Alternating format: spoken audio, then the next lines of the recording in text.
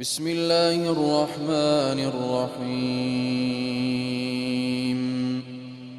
قل أوحي إلي أنه استمع نفر من الجن فقالوا إنا سمعنا قرآنا عجبا يهدي إلى الرشد فآمنا به ولن نشرك بربنا أحدا وأنه تعالى جد ربنا ما اتخذ صاحبة ولا ولدا وأنه كان يقول سفيهنا على الله شططا وأنا ظننا أن لن تقول الإنس والجن على الله كذبا وأنه كان رجال من الإنس يعوذون برجال من الجن فزادوهم رهقا وأنهم ظنوا كما ظننتم أن لن يبعث الله أحدا وأنا لمسنا السماء فوجدناها ملئت حرسا شديدا وشهبا وأنا كنا نقعد منها مقاعد للسمع فمن يستمع الآن يجد له شهابا رصدا وأنا لا ندري أشر أريد بمن في الأرض أم أراد بهم ربهم رشدا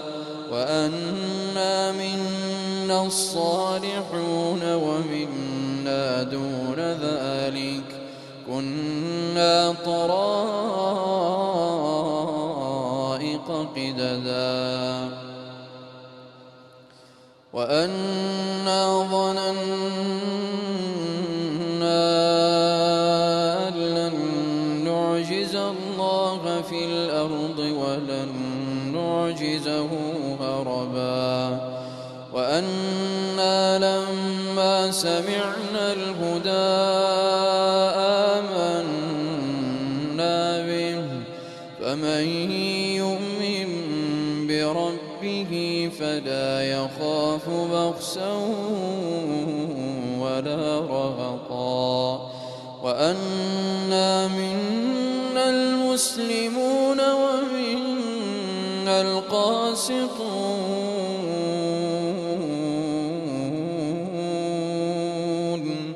فمن أسلم فأولئك تحروا رشدا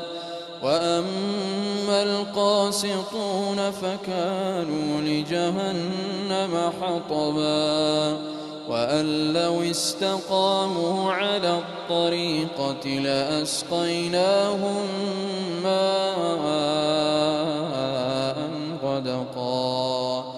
لنفتنهم فيه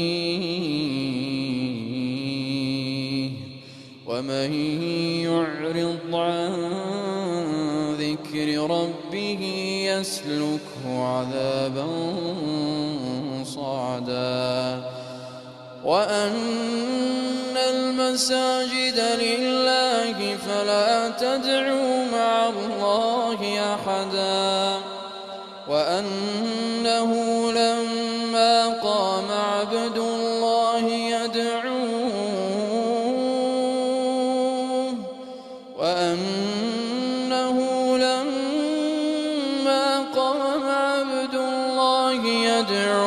كادوا يكونون عليه لبدا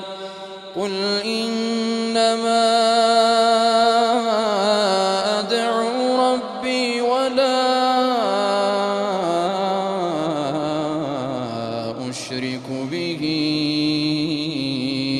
أحدا قل إني لا أملك لكم ضرا ولا رشدا قل إني لن يجيرني من الله أحد ولن أجد من دونه ملتحدا إلا بلاغا من الله ورسالاته ومن يعص الله ورسوله فإن له نار جهنم ومن يعص الله ورسوله فإن له نار جهنم خالدين فيها أبدا حتى إذا رأوا ما يوعدون فسيعلمون من أضعف ناصرا وأقل عددا قل إن أدري أقريب ما توعدون